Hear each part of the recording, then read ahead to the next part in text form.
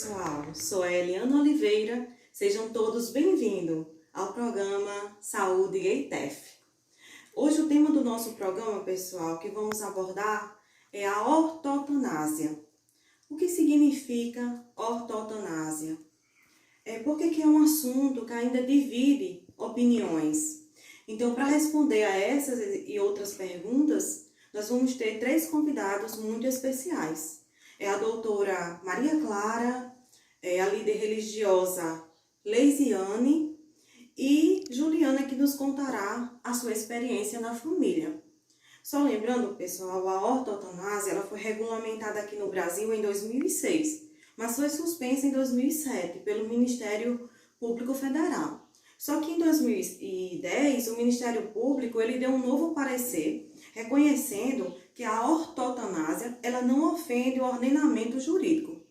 Então, hoje a ortotanásia ela é aceita e, embora seja permitida, ela não é regulamentada. Então, para responder a primeira pergunta, que vai nos esclarecer a doutora Maria Clara, ela vai nos esclarecer o que é a ortotanásia. Por favor, doutora. Olá, bom dia. Respondendo à pergunta sobre o que é ortotanásia. Bem, é morrer naturalmente. E o que é morrer naturalmente? É não fazer procedimentos invasivos que venham prolongar a vida deste paciente. Ou seja, é uma morte que acontece de forma natural, uma morte tranquila e supostamente sem sofrimentos.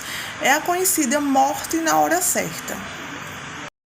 Sobre o procedimento, o médico ele suspende o tratamento ou ele realiza terapêuticas paliativas para evitar dor e sofrimento a este paciente terminal, já que não tem mais chances de cura, desde que este seja a vontade do paciente ou de um representante legal.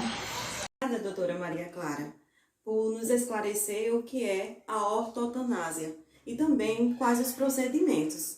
Agora, doutora, tem uma pessoa da plateia que gostaria de fazer uma pergunta para a senhora. É a Rafaela? Pode perguntar, por favor, Rafaela. Olá, eu sou a Rafaela. Gostaria de fazer a pergunta à doutora Maria Clara. Doutora, a senhora acha que ao se fazer a prática da ortotanásia não estaria indo contra os princípios médicos que é de salvar vidas?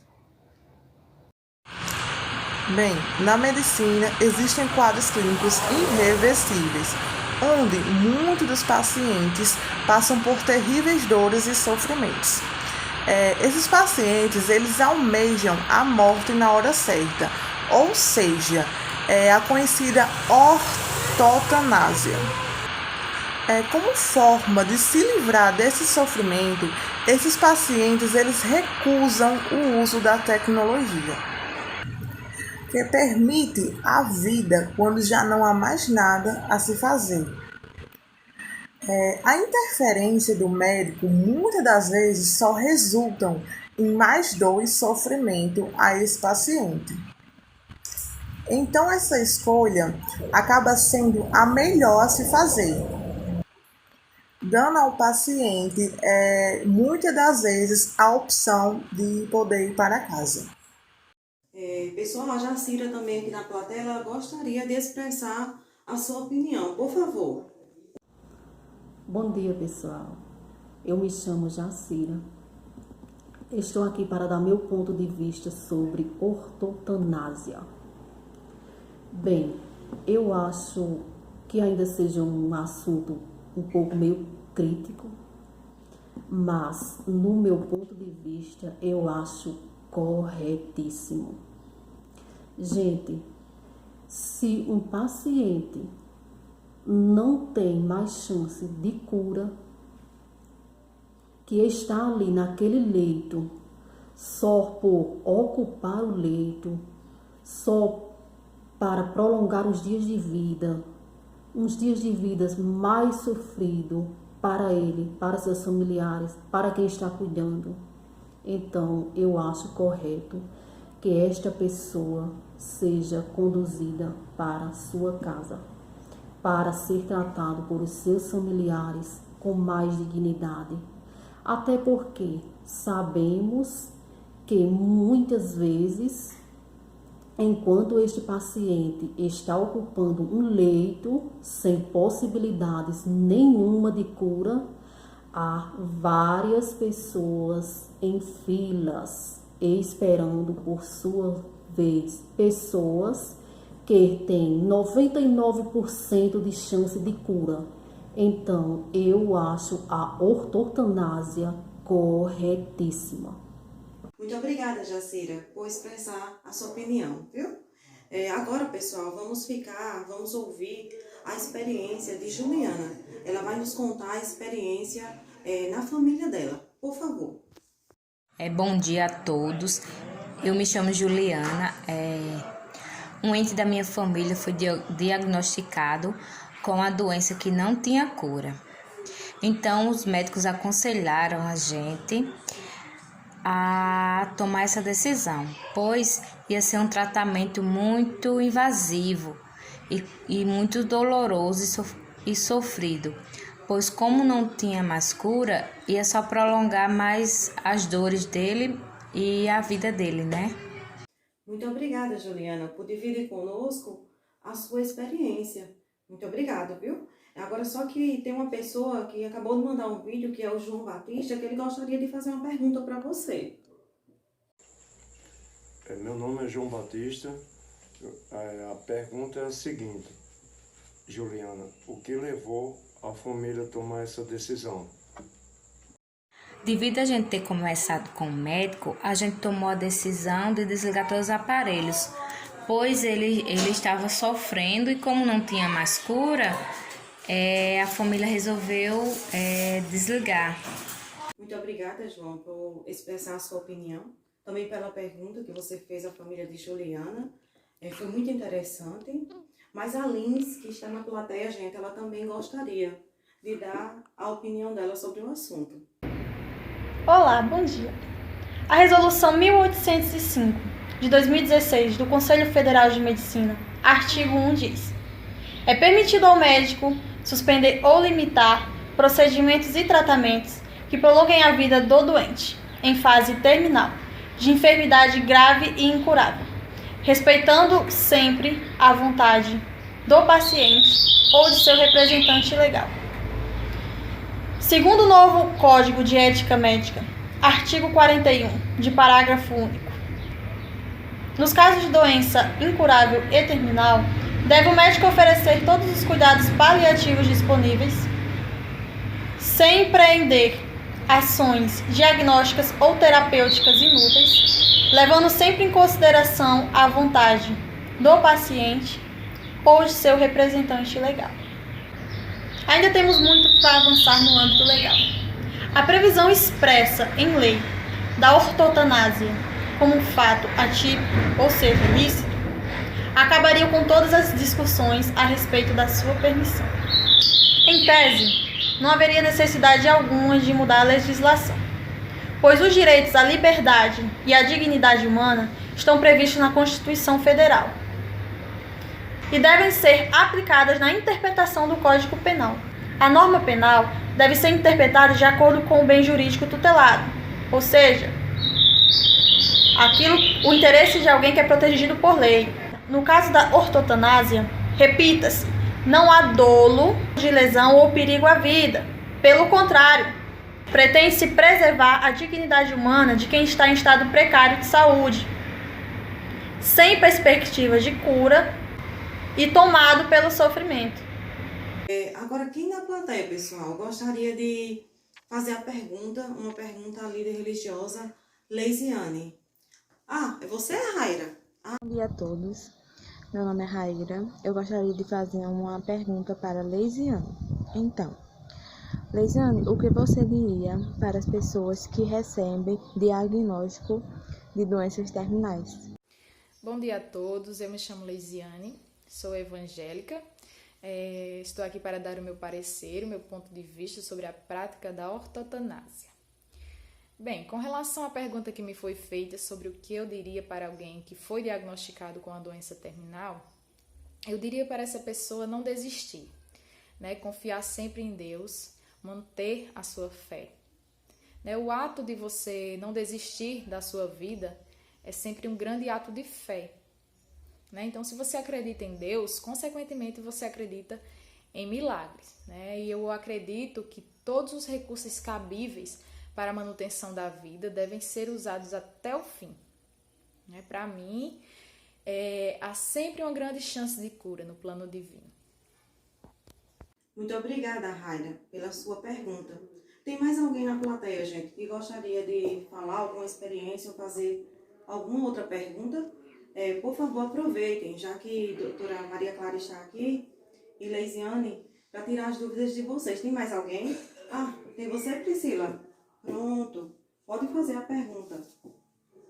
Bom dia a todos. Minha pergunta é para Leisiane. No livro de 1 João, capítulo 4, versículo 8, diz: Quem não ama não conhece a Deus, porque Deus é amor. Então, a senhora acredita que mesmo Ele nos amando, seria a vontade dele deixar uma pessoa passar por procedimentos que só lhe trariam mais dor e sofrimento e não mais a cura, ao invés de ter uma morte digna?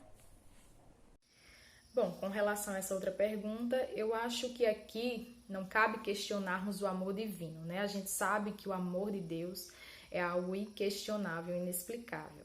Eu acho que aqui cabe a nós mesmos nos questionarmos até onde vai a nossa fé, né? Até onde vai a nossa confiança em Deus, porque o amor de Deus tudo sofre, tudo crê, tudo espera. O amor de Deus, ele nunca falha, né? Jesus deixou bem claro que enquanto estivermos aqui na Terra, a gente passaria por dores, por aflições, né? Mas ao mesmo tempo ele nos pede para que tenhamos ânimo nele, ou seja, para que confiemos nele, né? De que tudo dará certo.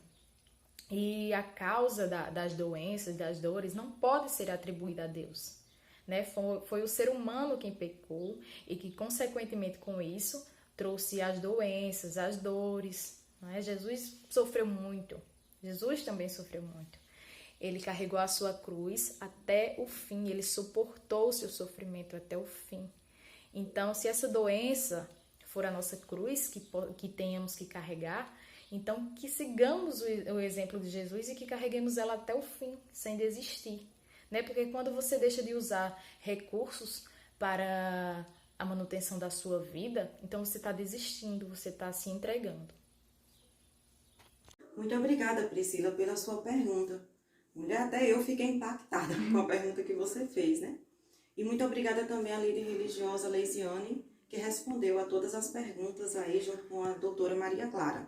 Mas tem uma moça, pessoal, aqui na plateia, que ela também gostaria de mostrar o ponto de vista dela, falar seu ponto de vista com relação à igreja, que é a Assunção.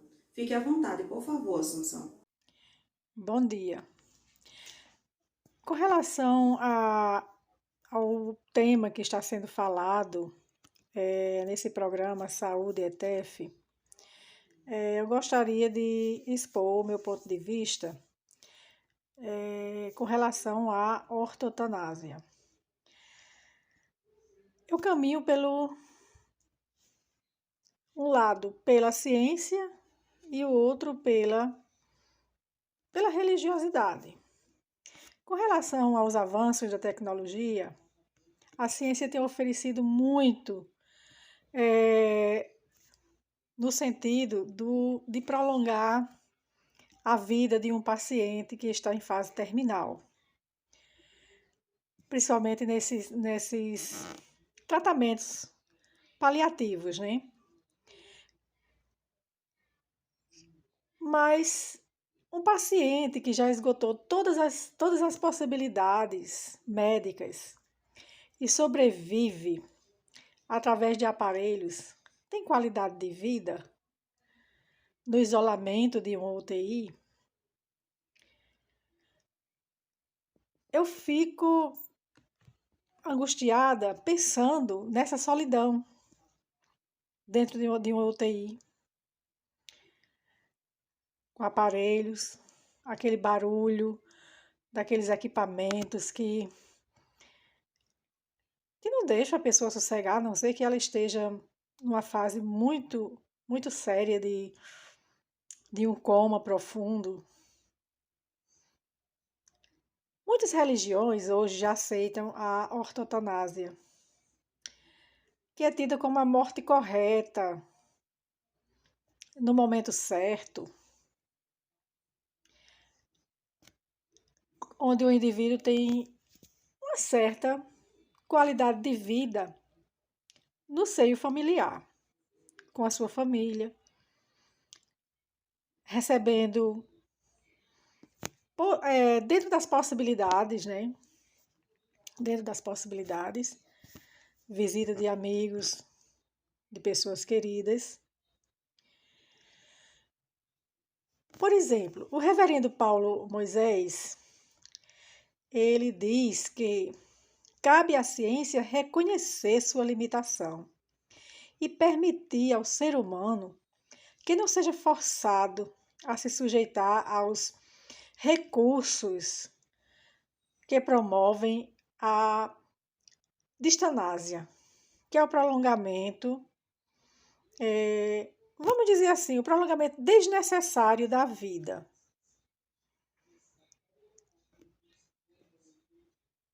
Já o pastor Leles, da Assembleia de Deus, ele é contra a ortotanásia. Eu acho que talvez seja a única igreja que seja contra a ortotanásia, que é a Assembleia de Deus. Porque ele justifica que há sempre uma chance do paciente ter cura no plano divino. Eu tenho muita fé. A fé, se ela não move a montanha, mas ela oferece caminhos, meios, para que a gente consiga contorná-la. Então, pela fé, no meio da família, com qualidade de vida, ao lado das pessoas queridas, se a pessoa tem fé realmente num Deus que está acima de tudo e de todos, com certeza o plano divino vai funcionar, sim. Agora falando de um conhecimento que não é uma religião. Não é religião. O conhecimento dos espíritos para os espíritas.